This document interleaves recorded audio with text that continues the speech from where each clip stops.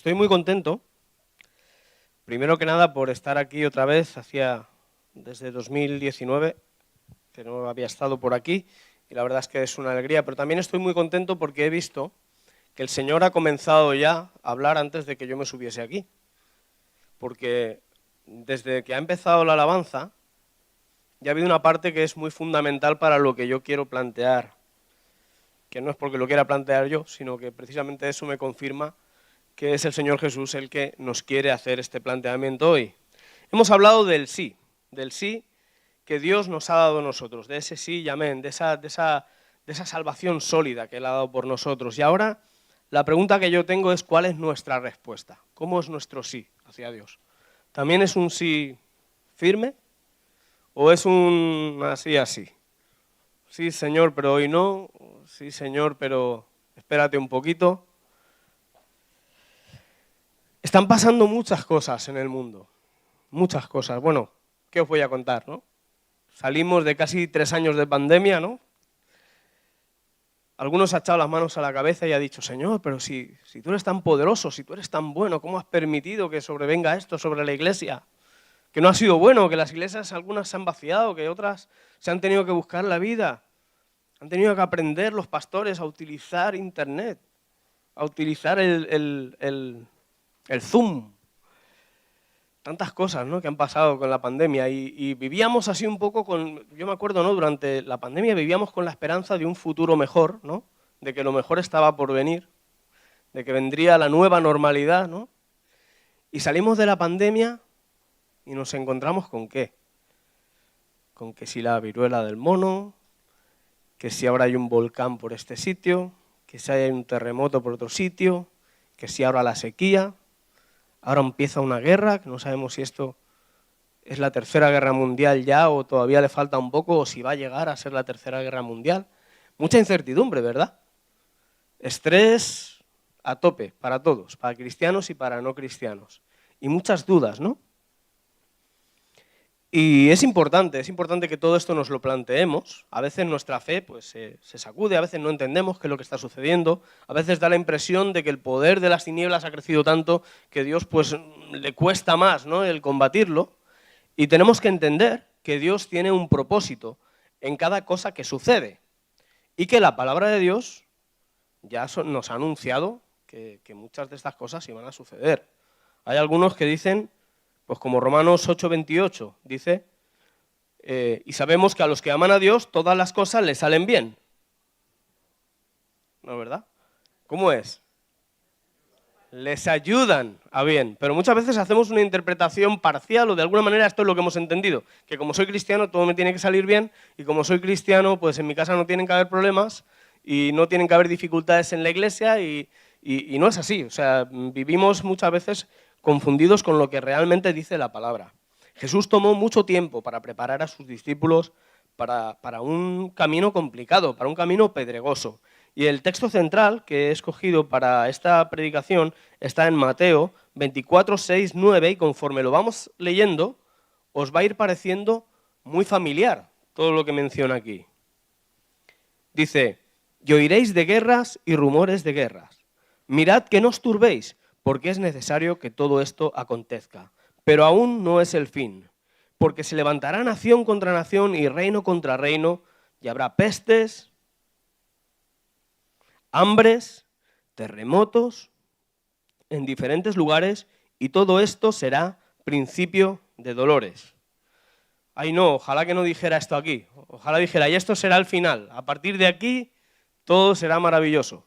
Pero no, dice, y esto será principio de dolores. O sea que podemos suponer que si estamos viviendo en estas líneas, lo que viene es más duro todavía. Dice así, entonces os entregarán a tribulación y os matarán y os seréis aborrecidos de todas las gentes por causa de mi nombre. A alguno no le está gustando la predicación y se está planteando ya irse. No, un poco de paciencia. Esto no es lo que parece.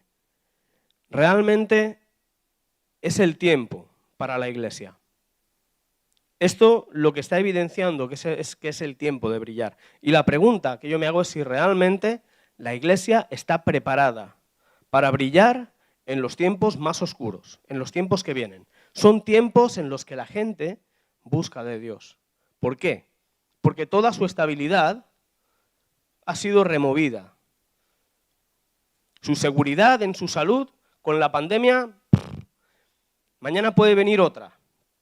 Y no sabemos si estamos preparados, no sabemos qué va a pasar con nosotros. Teníamos una cierta garantía de que siempre que vayamos a Mercadona van a estar las estanterías llenas, pero ahora no sabemos lo que va a pasar.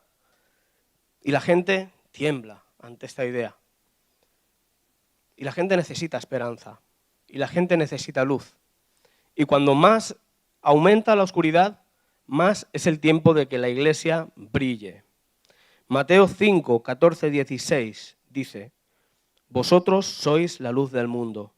Una ciudad asentada sobre un monte no se puede esconder. Si se enciende una luz y se pone debajo del almud, ni se enciende una luz y se pone debajo del almud, sino sobre el candelero y alumbra a todos los que están en casa. Así alumbre vuestra luz delante de los hombres para que vean vuestras buenas obras y glorifiquen a vuestro Padre que está en los cielos. Amén. ¿Queremos que este mundo glorifique a nuestro Padre que está en los cielos? Pues es como que el Señor ha dejado esa responsabilidad en nuestro lado. La responsabilidad de brillar. ¿Sabes? Las luces no se amilanan ante la oscuridad. No importa cuán densa sea. La luz siempre brilla lo mismo. Y cuando más luces se iluminan, más se ilumina la oscuridad y la sala en la que esté, ¿no? El pastor Salvador no puede brillar en tu vida, en el lugar donde Dios te ha puesto a ti. Y yo tampoco, ni los hermanos de la alabanza. Cada uno de nosotros tenemos una responsabilidad de decirle que sí a Dios. Y es una responsabilidad muy seria. La vida de un cristiano es arriesgada. Es una vida para valientes. Tenemos que olvidarnos del concepto de que la persecución es algo que pasa allá, en otros países. Porque nosotros somos y seremos y hemos sido iglesia perseguida siempre, independientemente del momento en el que estemos viviendo. Por una simple razón, porque nosotros somos uno con ellos. Somos parte del cuerpo de Cristo. Cristo no tiene iglesias. Amén. Cristo tiene iglesia. Y Él es la cabeza y Él mira para abajo y Él solo ve un cuerpo. Nosotros miramos para abajo o miramos para el frente y vemos pues uno por aquí, otro por allá. No lo sé, pero tenemos que ajustar nuestra visión a cómo Cristo ve las cosas. Y que nosotros veamos lo mismo, ¿no? Esta es la expectativa que Jesús tiene de nosotros, que seamos uno, que brillemos y que iluminemos en los tiempos más oscuros. Me gusta mucho la actitud de Habacuc. Habacuc también vivió una época bastante oscura y se quejaba bastante delante de Dios, pero a pesar de sus quejas, él saca algo muy positivo en Habacuc 3, 17 y 19. Dice: aunque la higuera no florezca, ni en las vides haya frutos, aunque falte el producto del olivo y los labrados no den mantenimiento, y la inflación suba un 15% y las estanterías del Mercadona se vacíen, y las ovejas sean quitadas de la majada y no haya vacas en los corrales. O sea, aunque todo vaya peor, aunque todo empiece a decaer, con todo yo me alegraré en Jehová y me gozaré en el Dios de mi salvación. Jehová el Señor es mi fortaleza, el cual hace mis pies como ciervas y en mis alturas me hace andar. ¿Qué quiere decir esto de que hace mis pies como ciervas y me hace andar en mis alturas? Quiere decir que no se trata, la vida cristiana, de no tener problemas, se trata de que los cristianos tenemos una esperanza que nos ayuda y nos hace caminar por encima de los problemas, por encima de las dificultades. Nos hace ligeros. Jesús ha quitado nuestra carga. En el mundo no pasa eso. En el mundo tienen que ir al psicólogo. Pero nosotros tenemos a Cristo. Y nosotros tenemos una respuesta. Y nosotros tenemos luz que darles. Y hay muchas cosas que ellos no pueden obtener porque en el mundo simplemente no están. Si las cosas se ponen peor, yo no sé tú, pero yo voy a tratar de hacer como Habacuc. Y me voy a alegrar en el Señor. La palabra, como digo, nos prepara para todo esto. Jesús preparó a sus discípulos, Juan 15, 20, les dice, acordaos de la palabra que yo os he dicho, el siervo no es mayor que su señor. Si a mí me han perseguido, también a vosotros os perseguirán. Y si han guardado mi palabra, también guardarán la vuestra. Fijaros que muy sutilmente he cambiado de hablar de la aflicción a hablar de la persecución, pero es que las dos cosas van ligadas de la mano. Cuando uno empieza a ser peligroso para el reino de las tinieblas, empieza a recibir persecución en su vida. Mientras uno es inofensivo para el enemigo, pues muy probablemente no va a tener ningún tipo de problema. Si tú eres cristiano aquí el domingo y en tu casa, nada más, y el jueves cuando vienes a la oración, o el día que no sé qué día será aquí la oración, pero si tú eres cristiano nada más que en los horarios de culto, pues te garantizo 100% que no vas a tener ningún tipo de problema de persecución. Pero si tú eres de esas personas que ponen los pies en el territorio del enemigo, de estos que van causando problemas, tú eres ese tipo de cristiano que brilla, que va deslumbrando, ¡ah!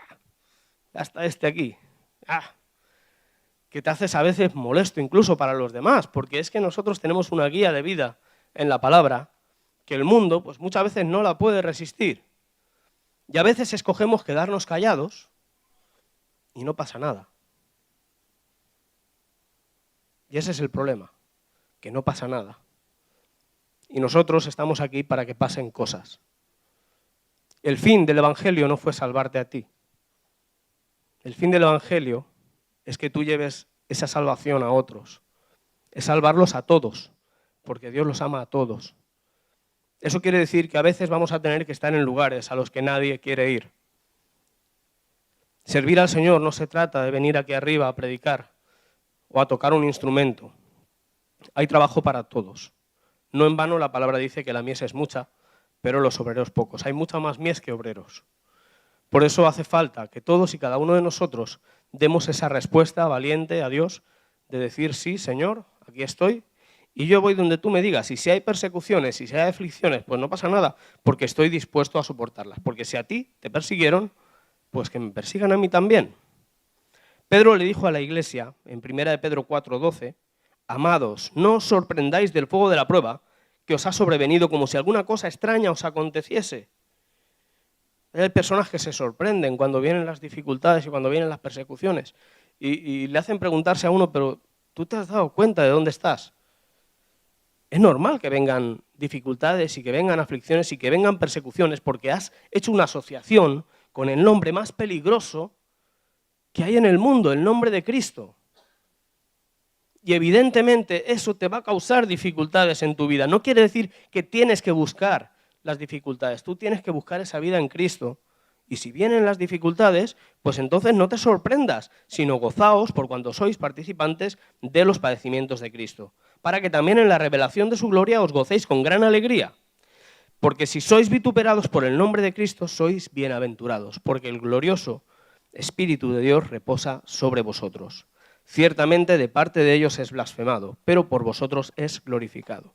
Así que ninguno de vosotros padezca como homicida, ladrón, malhechor o por entremeterse en lo ajeno. Pero si alguno padece como cristiano, no se avergüence, sino glorifique a Dios. Amén. Esto es una bendición. Si tú alguna vez llegas a padecer por Cristo, vas a tener una mayor recompensa, vas a tener acceso a una bienaventuranza y a un galardón que no está al alcance de cualquiera, que no todo el mundo lo puede tener. Pablo a Timoteo también lo animó en este sentido. Primero que nada le advirtió en 2 de Timoteo 3:12, le dijo, y también todos los que quieren vivir piadosamente en Cristo Jesús padecerán persecución. ¿Quiénes? Dice, todos. No dice los de Nigeria, los de Corea del Norte, no dice todos.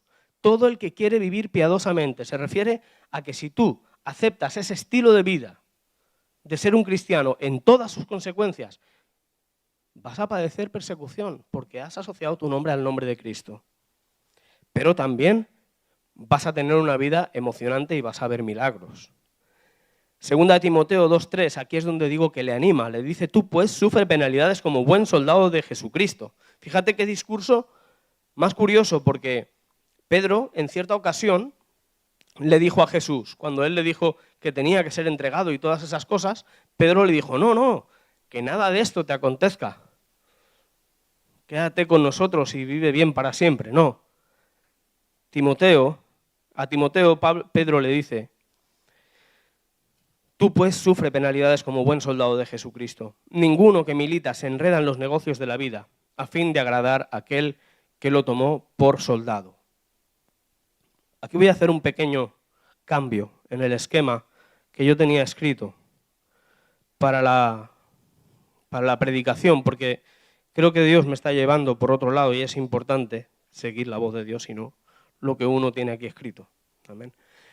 Es muy importante esto que dice que ninguno que milita se enreda en los negocios de la vida a fin de agradar a aquel que le tomó por soldado, porque precisamente ese es uno de los males de este siglo para la Iglesia. ¿Cuál es el peor enemigo de la Iglesia? ¿Qué es lo más peligroso que hay para la Iglesia? La persecución no es. La persecución como mucho es lo segundo más peligroso. Lo primero más peligroso es la abundancia, la prosperidad y la comodidad. Al enemigo no le importa que a ti te vaya bien y que tú estés enredado en los negocios de la vida y que tú vivas como si estuvieras en un palacio y que tu rutina los fines de semana sea el centro comercial y los días entre semana sea el gimnasio para tener un buen cuerpo y una buena salud. Al diablo no le importa, él no se va a meter contigo mientras tú andes así.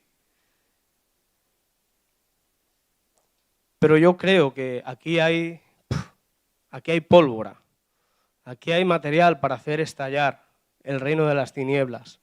Si realmente acudimos al llamado de nuestro Dios y nos unimos a la mies y nos decidimos a brillar y empezamos a romper todos esos convencionalismos y empezamos a romper con una vida cómoda y dejamos de enredarnos en las cosas que viven los demás.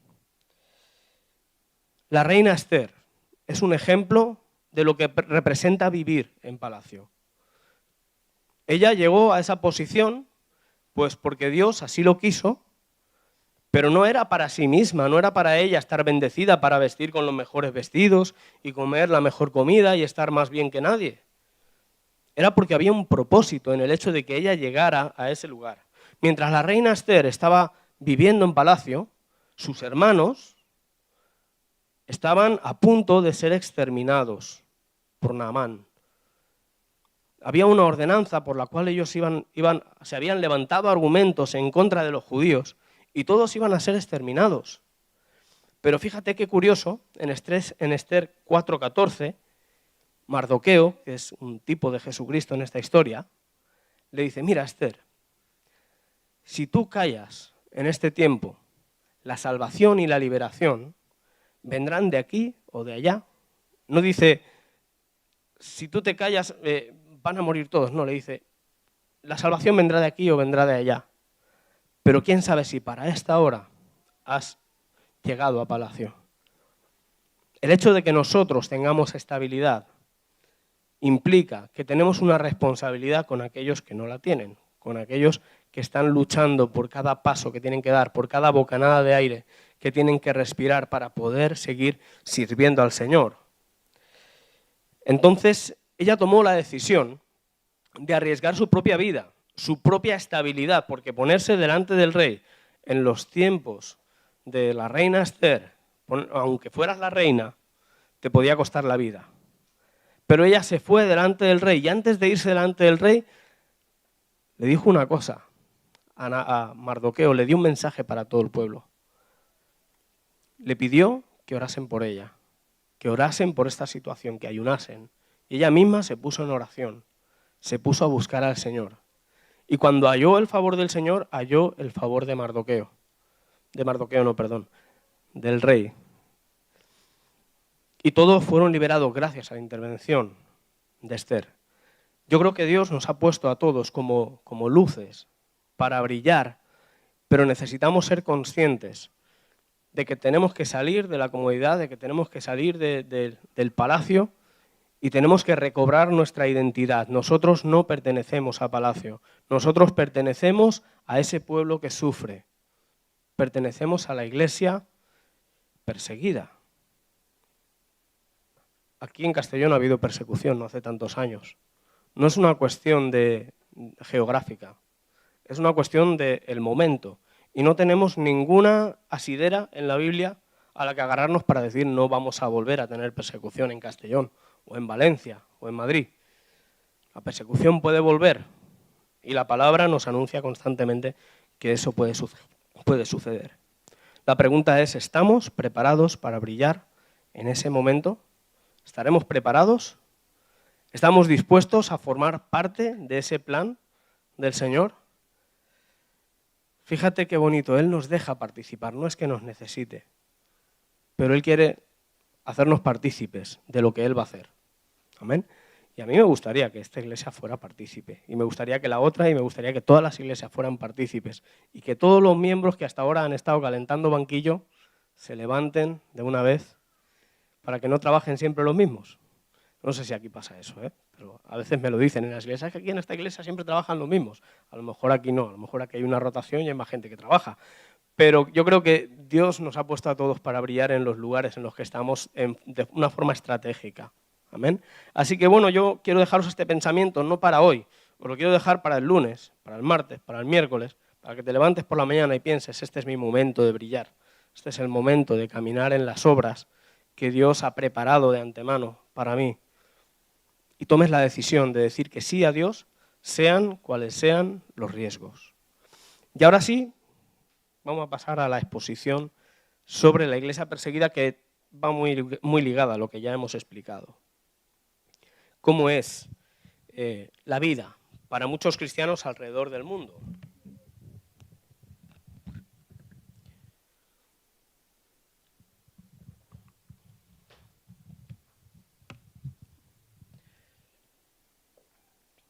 Yo por mí, si bajáis la luz, estupendo. Incluso esta de aquí, para que se vea bien la pantalla, a mí ya me habéis visto bien. Siguiente, por favor. Bueno, la lista mundial de la persecución. ¿Qué es la lista mundial de la persecución? Muchos ya lo sabrán, es el estudio que hace Puertas Abiertas todos los años para saber cuáles son los países más peligrosos para ser cristiano y qué está sucediendo en esos países. Identificamos los motores de persecución que no son los mismos en todas partes. En unas partes la persecución viene pues, del Estado, en otras partes viene de las propias familias, y en otras partes es algo cultural, y en algunas partes es de pues, un poco de todo. Siguiente, por favor.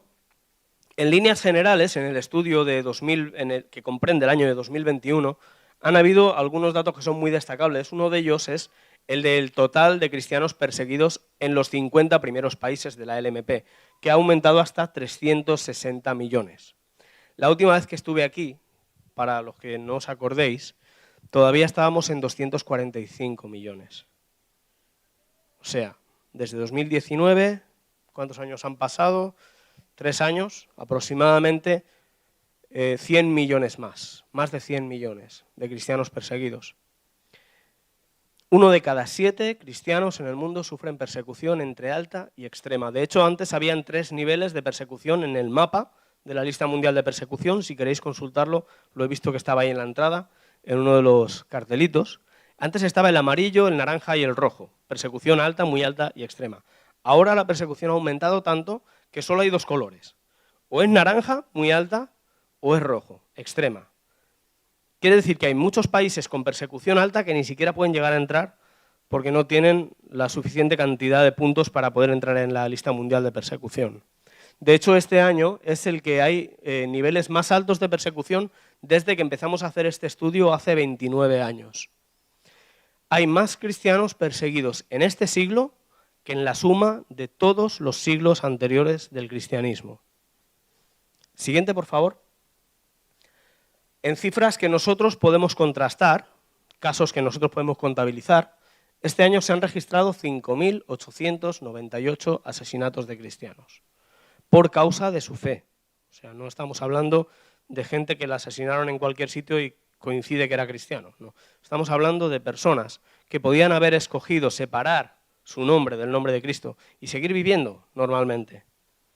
En algunos casos son aldeas enteras a las que llegan los grupos extremistas y sabiendo que es una aldea cristiana, entran quemando y matando a todo el que encuentran. 5.110 iglesias fueron atacadas en este periodo de tiempo.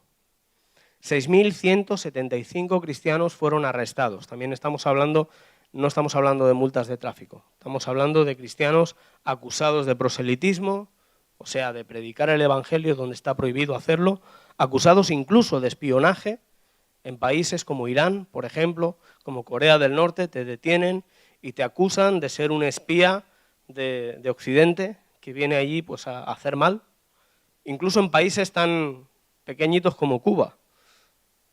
Puertas Abiertas puede ser considerado como una organización terrorista, nos decían el otro día que éramos una organización terrorista. Pues estamos allí sirviendo a los cristianos perseguidos.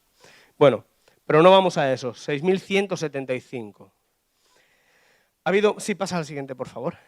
Muy bien. Buenos reflejos. Corea del Norte ha pasado de ser el número 1 en la lista mundial de persecución a ser el número 2. Esto es algo inédito. En los últimos 20 años Corea del Norte ha sido el número 1, el país más peligroso del mundo para ser cristiano, y no quiere decir que ahora es menos peligroso y por eso ha bajado de nivel. La persecución este año también ha aumentado en Corea del Norte. Yo tuve la ocasión, hace ya bastantes años, de recibir aquí en España, concretamente en Madrid, a una mujer de Corea del Norte que había pasado los últimos 3 años de su vida en un campo de concentración. Cuando yo la recibí, ella ya tenía cerca de 70 años, 69 creo que tenía, o sea, había estado prácticamente desde los 66 hasta los 69 en un campo de concentración. Y yo la recibí pensando, esta mujer debe estar hecha polvo. Y no sabía lo que esperarme. Sin embargo, me llamó la atención que cuando ella llegó del aeropuerto, en una silla de ruedas, yo me echaba las manos a la cabeza, digo, está peor de lo que pensaba. Pero no, ella prácticamente se puso de pie de un salto.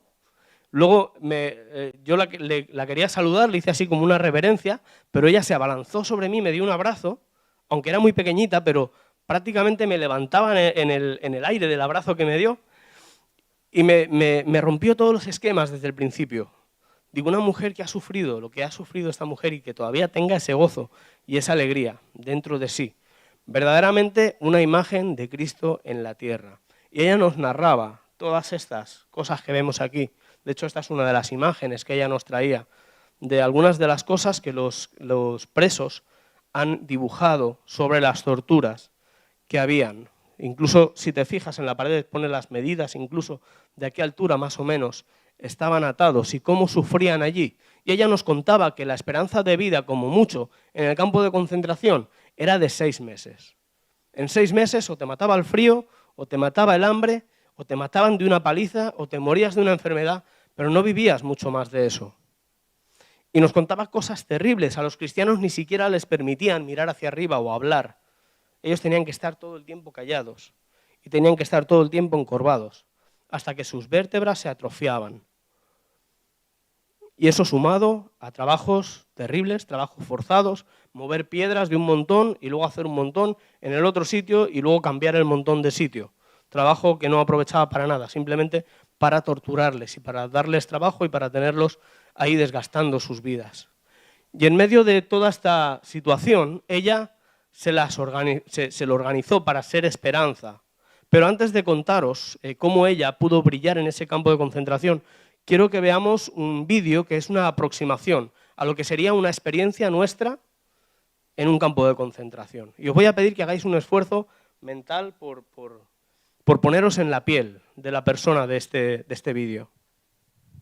¿Podéis apagar la luz? Mejor. Lo primero que te arrebatan es tu nombre.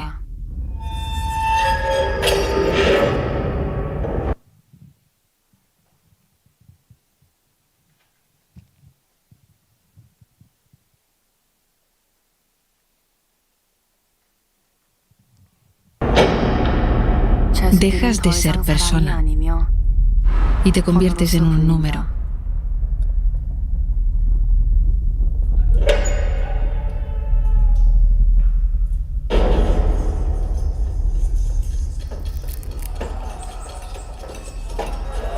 Me tratan como un animal y me hacen trabajar como si lo fuera. Hasta que muera.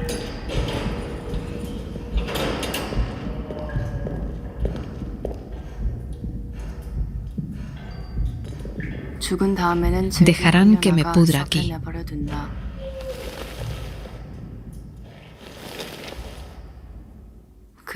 Pero tengo esperanza.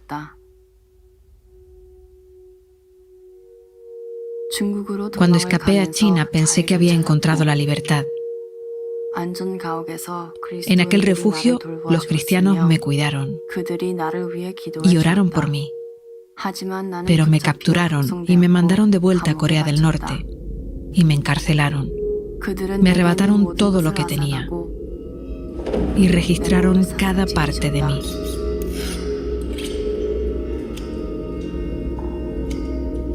Cuando terminaron,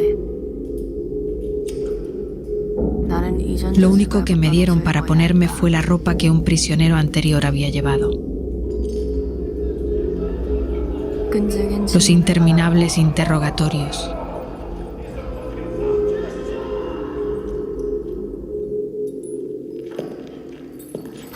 Las palizas.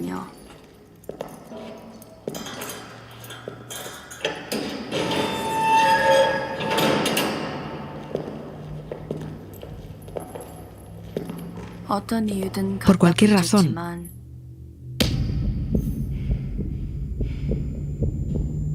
O sin razón alguna.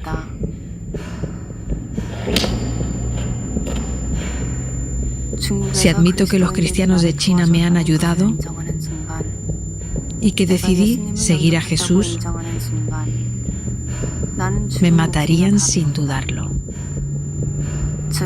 Rápidamente o lentamente.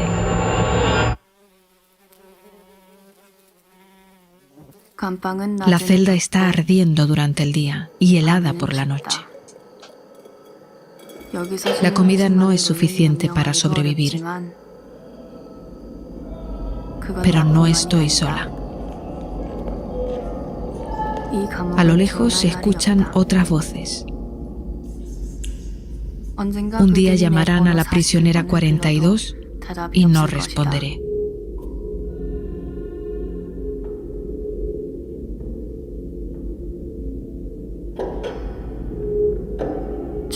Habré muerto aquí.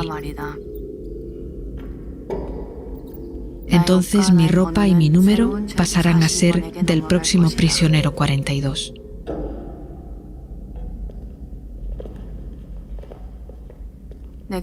Todo lo que puedo hacer es orar en mi corazón. Entre lágrimas mi corazón anhela al Padre en esta prisión. Padre, acepta a tu hija pecadora. Por favor, protégeme en tu fortaleza, debajo de tu escudo. Tómame bajo tus alas de paz.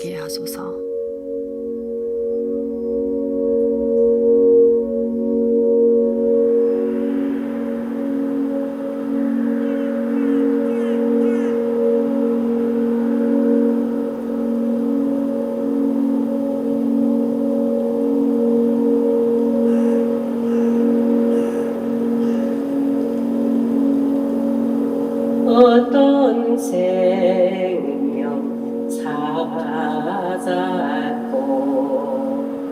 광명을 얻었네.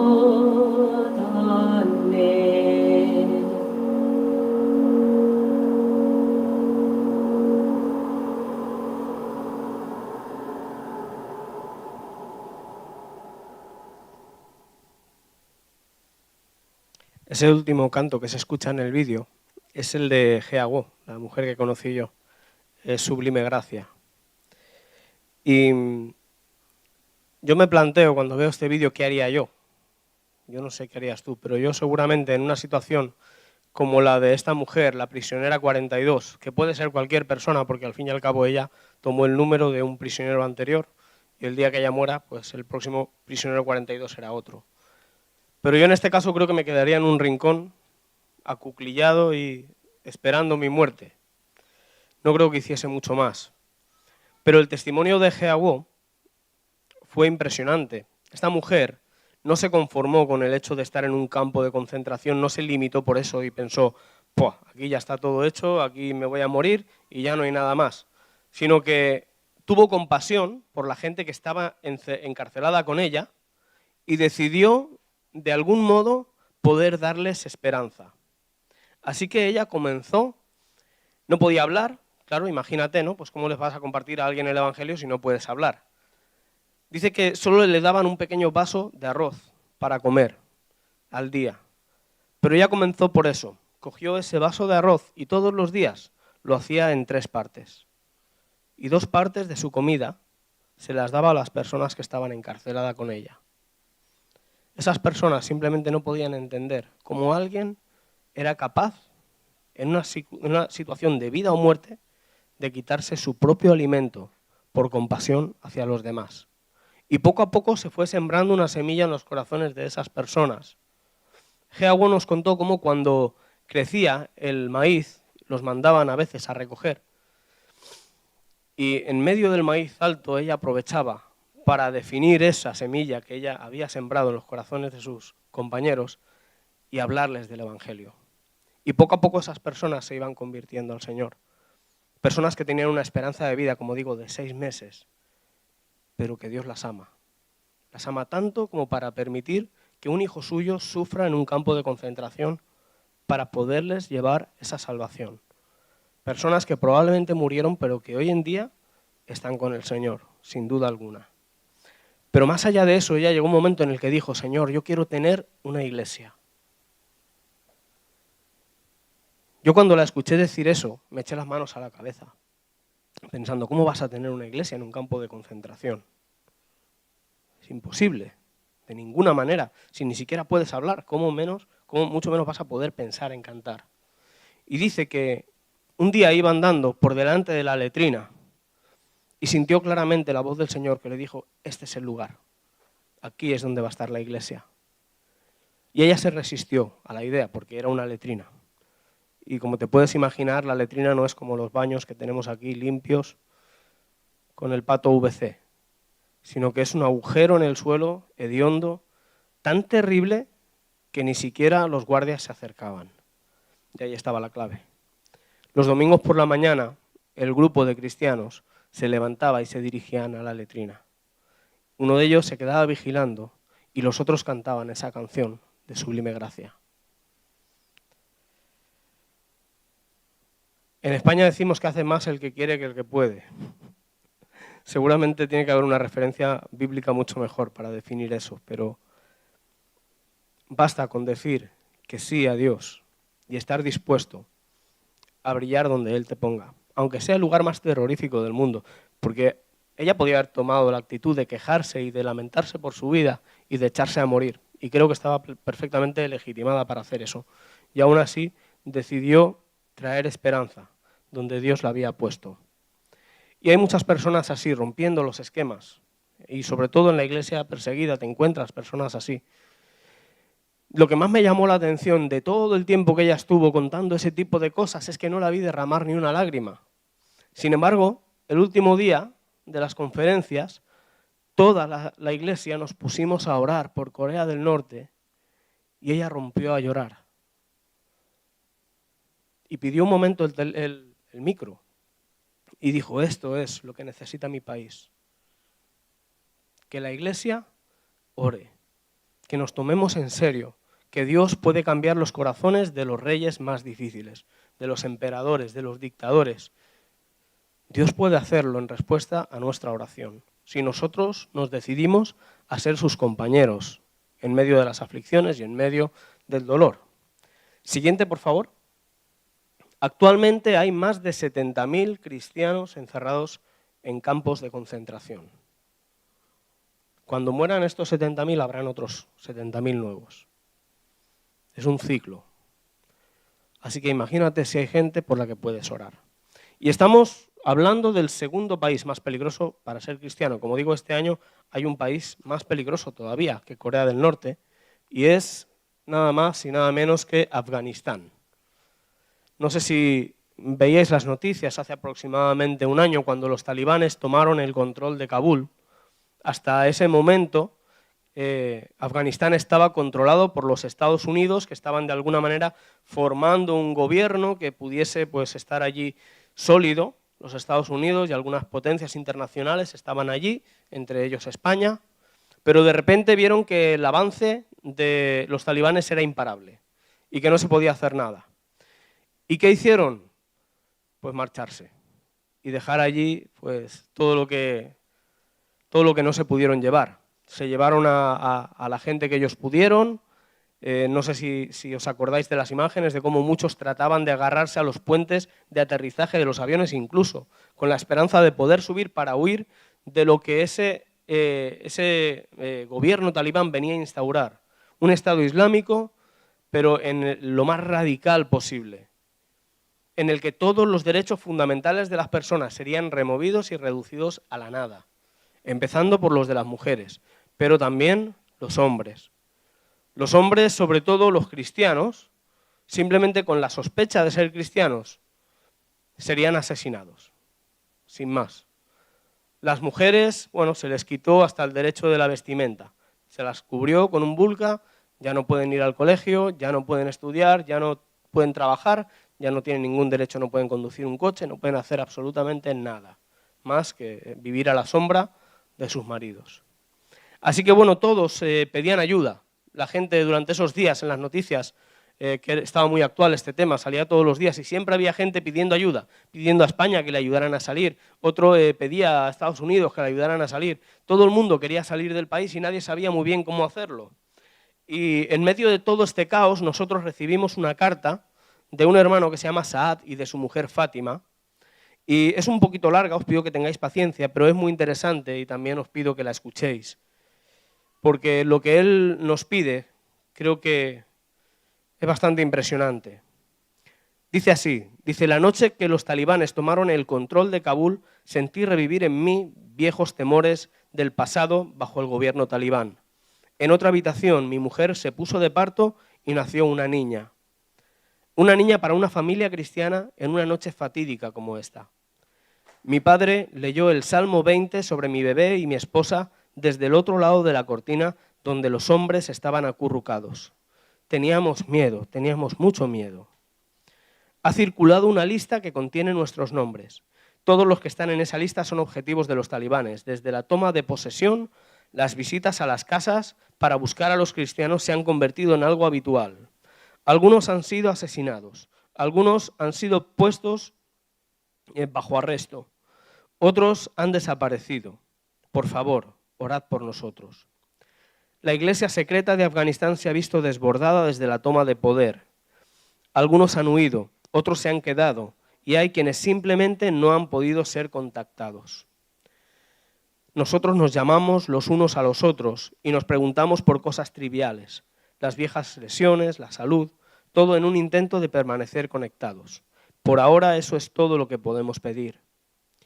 Hay nuevos soldados en la capital, pero estas amenazas no son nuevas. El peligro de vivir para Jesús y arriesgarlo todo para seguirle no es nuevo. No lo es para mí ni para mis padres y abuelos que también vivieron por él y le siguieron. Esa ha sido la realidad para los creyentes de Afganistán durante más de 40 años, primero bajo los talibanes y luego bajo el gobierno de Afganistán apoyado por los Estados Unidos y ahora de nuevo bajo el gobierno talibán. A nosotros nos lo han quitado todo. Necesitamos que le pidas a Dios en nuestro nombre. Necesitamos saber que estás firme por nosotros. Todo el mundo parece haber olvidado a Dios en mi país. Esto es aterrador.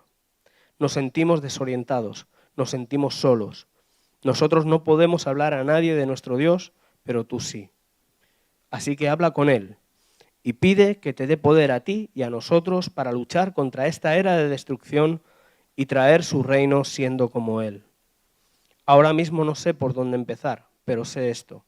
A pesar de las restricciones hay hambrientos que necesitan comida, desnudos que necesitan ropa, presos que necesitan libertad y perdidos que necesitan el abrazo de Dios. No sé por dónde empezar, pero empezaré por animar a mi mujer y a mi hija de que hay una esperanza. Para vosotros es fácil tener comunión en vuestras iglesias, para nosotros no. Pero cuando oras, te encuentras con nosotros en la sala del trono de Dios. Allí podemos estar juntos por medio de la oración. Si nos amas, ora por nosotros. No importa la distancia, todos estamos juntos al pie de la cruz, donde se conoce toda la medida del amor. Si nos amas, si amas a Jesús, ora por nosotros.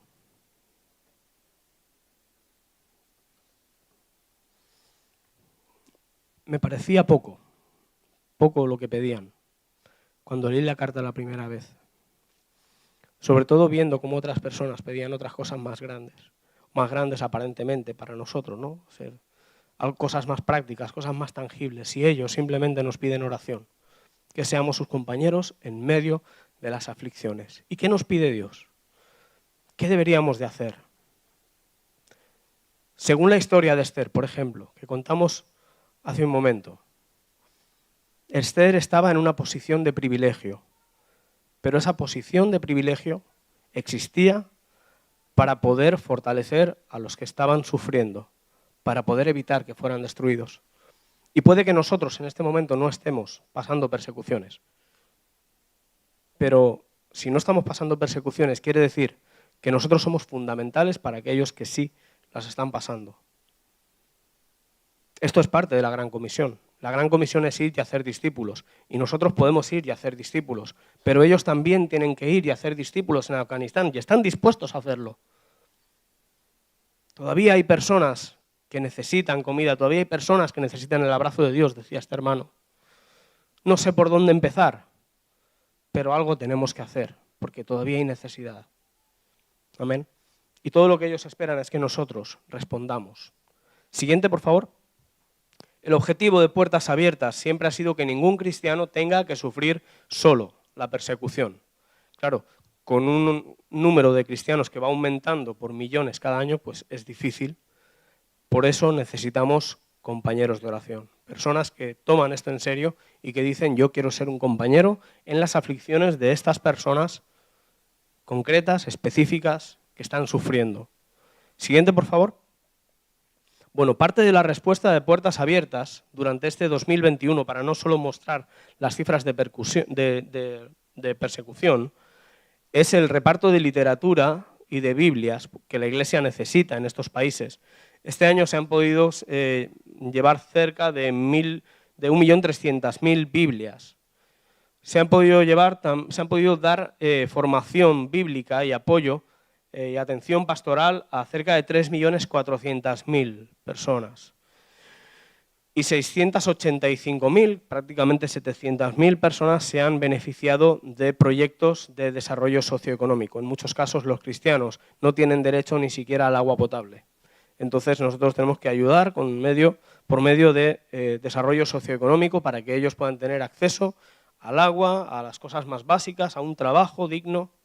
Entonces, bueno, esto forma parte de la respuesta que Puertas Abiertas está dando y necesitamos pues, que haya más personas cada vez que se involucran en esto. Siguiente, por favor. Este versículo que lo dijo Pablo, 1 Corintios 1:7, dice: nuestra esperanza respecto de vosotros es firme, pues sabemos que así como sois compañeros en las aflicciones, también lo sois en la consolación. Esto es lo que aquellos que sufrían esperaban de la Iglesia en su momento, y esto es lo que la Iglesia perseguida, como hemos podido ver hoy, espera de nosotros, que seamos sus compañeros en medio de las aflicciones y también en la consolación. Siguiente, por favor. Bueno, ¿qué hace un compañero de oración? Porque compañero de oración es una palabra que alguno dirá: bueno, Iván lleva todo el rato diciendo esto de compañero de oración y todavía no ha explicado mucho de lo que significa. Bueno, nosotros nos hemos inventado aquí un acróstico con la palabra oremos. Podría haber sido otra palabra, pero creo que esta lo definía bien, lo que hace un compañero de oración. Y la primera cosa que hace es, la O de oremos es, pues evidentemente, orar. Lo primero que hace un compañero de oración es que ora por aquellos que lo necesitan. La R es responde a sus necesidades. La E es de escribe. Esto hace ya muchos años que existe la posibilidad de escribir a la Iglesia perseguida, pero quizá no todo el mundo sabe que esto está. Pero en la página web de Puertas Abiertas hay todo un apartado para escribir cartas a la Iglesia perseguida, y no sabes el bien que les hace cuando ellos, que han pasado por circunstancias, bueno, yo te animo a que leas los 3 temas que hay ahora mismo, circunstancias terribles, y una persona de España les dice: en mi iglesia estamos orando por ti, anímate, levántate, estamos ahí contigo. Es muy importante, porque forma parte, para ellos puede marcar la diferencia. La M es de moviliza. No, seguro que todos conocéis personas que no saben nada acerca de la Iglesia perseguida, porque no es algo que salga todos los días en las noticias. Bueno, pues ayuda a movilizar. Te animo a que sigas las redes sociales de Puertas Abiertas, a que compartas los contenidos, a que hables, a que le digas a otros lo que está sucediendo. La O es de ofrenda. Evidentemente, pues también ofrendamos para traerles esperanza, porque muchas veces hay cosas que hay que hacerlas con dinero contante y sonante. Y la S es de sabe, que quizá es lo más importante, porque si yo le digo al pastor Salvador que ore por mí, pues seguramente lo primero que me va a preguntar es ¿por qué? ¿No? Porque no sabe qué es lo que me pasa, ¿no? Y lo más importante es saber qué es lo que está sucediendo. Hay muchas iglesias que dicen, nosotros oramos por la iglesia perseguida, pero a lo mejor no están recibiendo ninguna comunicación. Y entonces dices, bueno, sí, están orando, pero podríamos ser un poco más al blanco, ¿no? Entonces, Puertas Abiertas tiene mucha información. Siguiente, por favor. Perdón. Sí, tiene mucha información acerca de los temas de oración y tenemos un calendario para 2 meses en el que tú vas a poder estar orando por una persona concreta, por una situación específica de la iglesia perseguida. Para poder recibirlo, eso va con la revista de Puertas Abiertas, que es más información. Os he entregado un abanico a la entrada. ¿He visto alguno que se estaba abanicando? Digo, no, está bien, te puedes abanicar con él o hacer lo que quieras. Es tuyo. Pero bueno, dentro hay una hojita que pone, digo que sí, quiero convertirme en un compañero de oración de la iglesia perseguida. Esto básicamente es para que recibas esas comunicaciones que para nosotros son importantes, porque necesitamos que sepas lo que está sucediendo para que puedas orar de una forma eficaz. Entonces, si lo quieres recibir, me tienes que rellenar esta hojita, una por casa, por favor, si los dos vivís en el mismo domicilio, y rellenarme una solo, para que llegue un boletín, solo para que no dupliquemos los envíos. Y claro, en la letra más clara que te sea posible, porque a veces es una pasada cuando tenemos que pasarlo al ordenador y estamos desencriptando más que otra cosa. Así que agradecemos la claridad a la hora de escribir. Por la parte de detrás de la hoja hay información sobre donativos, ¿vale? No tienes que hacer ningún donativo para recibir el boletín, pero si quieres apoyar económicamente, pues ahí has visto en qué invertimos y cómo trabajamos, y es una buena forma en la que también vas a poder extender el reino de Dios y estás involucrado también con la Gran Comisión. Siguiente, por favor. Vale, esta es otra cosa que me voy a tomar la libertad de anunciarlo. Es completamente diferente a lo del boletín. Estamos buscando gente que nos ayude a visitar iglesias, lo que llamamos portavoces. Hemos recibido una palabra de parte del Señor que nos dice que cuando más vasijas consigamos, más aceite va a derramar Él sobre las vasijas. Entonces, nosotros queremos trabajar con muchas vasijas, necesitamos gente de todas partes para que Iván no tenga que ser el único que visita iglesias por toda España, sino que tengamos ayuda. Entonces, si esto te interesa, el poder hacer lo que he venido a hacer yo hoy aquí, hablar sobre la realidad de la iglesia perseguida en otras iglesias, estamos buscando gente que esté bautizada, que esté afirmada en su iglesia con bastantes años, o sea, no, si vienes y vas y te vas moviendo de aquí para allá, no das el perfil, no te tome la molestia de decírmelo, pero si tú estás afirmado en tu iglesia y crees que Dios te está llamando a esto, el compromiso que estamos pidiendo es a lo mejor una vez al mes o una vez cada 2 meses que puedas ayudarnos a visitar una iglesia. Nosotros te damos la capacitación, tienes que pasar esa capacitación también, y evidentemente tienes que contar con la autorización de tu pastor, ¿vale? Entonces, aquellos que os interese, ahora voy a estar en una mesita que hemos puesto ahí fuera y antes de que me vaya, por favor, me lo podéis decir y yo ya os pondré en contacto con la persona para iniciar y para saber qué es esto de los portavoces. Y entonces, pues bueno, no te vamos a mandar muy lejos, va a ser por aquí, por el área de Castellón, no vas a ir mucho más lejos. Y como digo, tampoco va a ser que vayas a hacerlo todo el mes, sino que a lo mejor como mucho va a ser una vez al mes, pero será de gran ayuda. Así que, bueno, pues nada más, simplemente daros muchas gracias por recibirme, por escucharme, espero que no se haya hecho muy largo y cualquier cosa que queráis preguntarme, pues ahí estaré un ratito ahí fuera. Que el Señor os bendiga.